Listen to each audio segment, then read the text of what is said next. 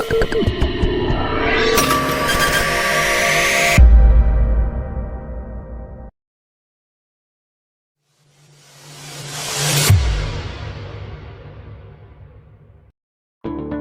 semuanya, kalian pernah sadar gak?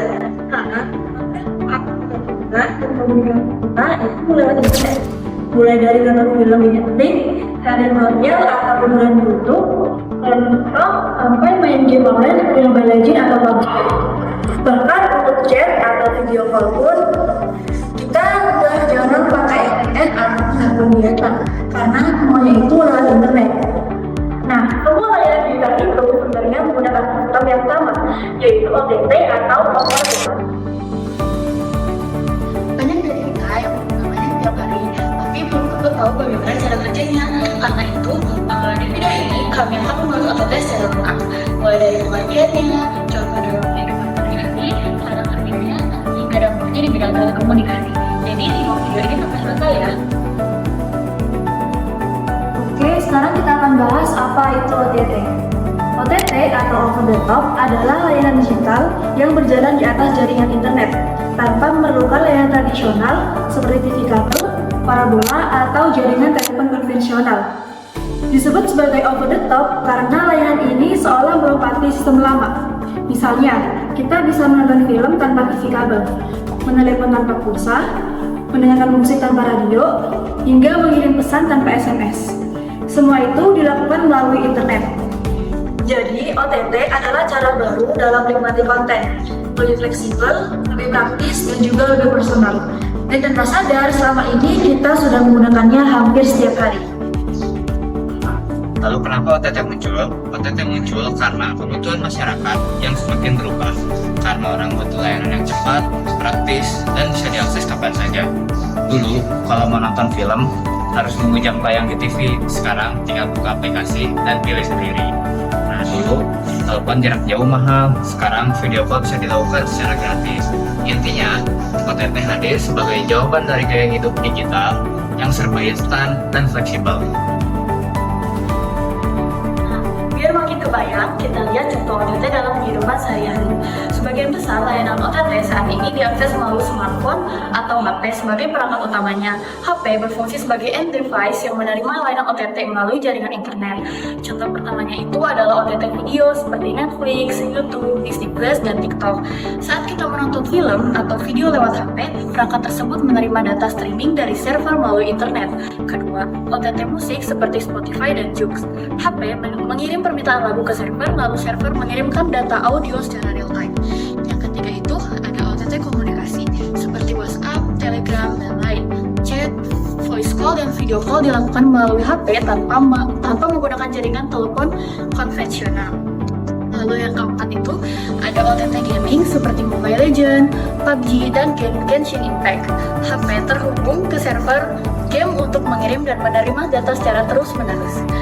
Nah, contoh terakhir yaitu kelima, OTT marketplace dan media sosial seperti Shopee, Tokopedia, Instagram, dan Twitter. Dari bangun tidur sampai sebelum tidur, HP menjadi perangkat utama yang menghubungkan kita dengan berbagai layanan OTT setiap hari. Oke, sekarang kita masuk ke bagian penting, yaitu cara kerja OTT. Misalnya kita membuka video YouTube melalui HP, yang terjadi adalah pertama, HP sebagai perangkat pengguna mengirim permintaan data ke server OTT. Yang kedua, server mencari konten yang diinginkan. Nah, yang ketiga itu data dipecah menjadi paket-paket kecil. Yang keempat, paket data dikirim melalui jaringan internet. Yang kelima, HP menerima dan menyusun ulang paket tersebut. Yang keenam, video dapat diputar secara real time. Proses ini menggunakan konsep paket switching, di mana data dikirim dalam bentuk paket agar lebih efisien. Karena itulah, koneksi internet lambat menyebabkan buffering, server sibuk, menimbulkan error dan jaringan membuat layanan OTT terhenti. Dalam sistem OTT, HP berperan sebagai penerima hasil layanan, sedangkan jaringan telekomunikasi berfungsi sebagai media pengirim data dari server pengguna. Kenapa OTT sangat populer? OTT sangat populer karena fleksibel. Bisa diakses kapan saja dan di mana saja.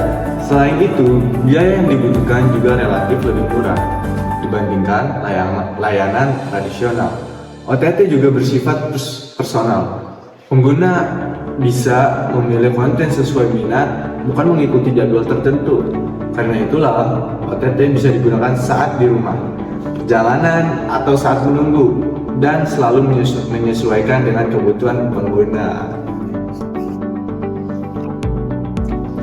Nah, meskipun praktis, OTT juga memiliki tantangan.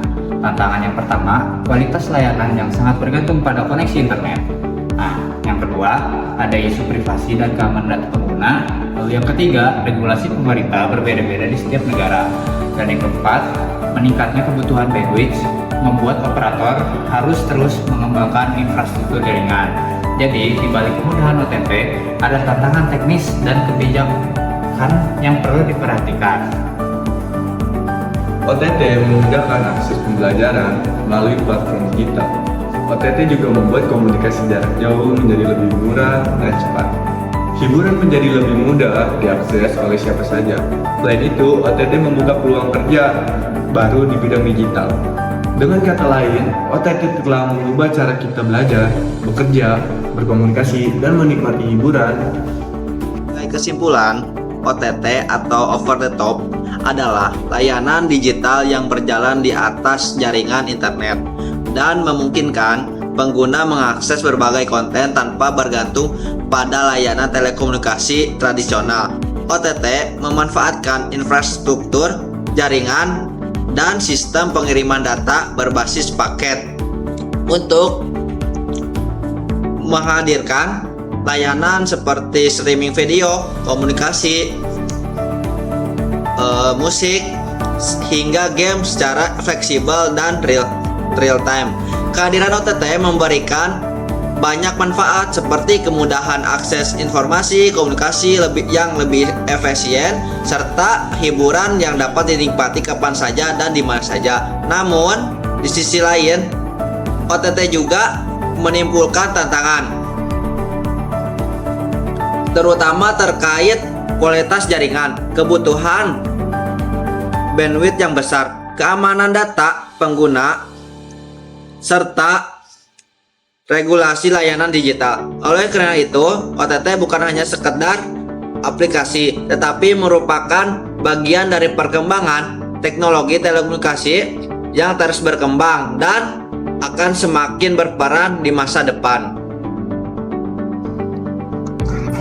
Oke, mungkin demikian penjelasan dari kami mengenai teknologi over the top atau OTT.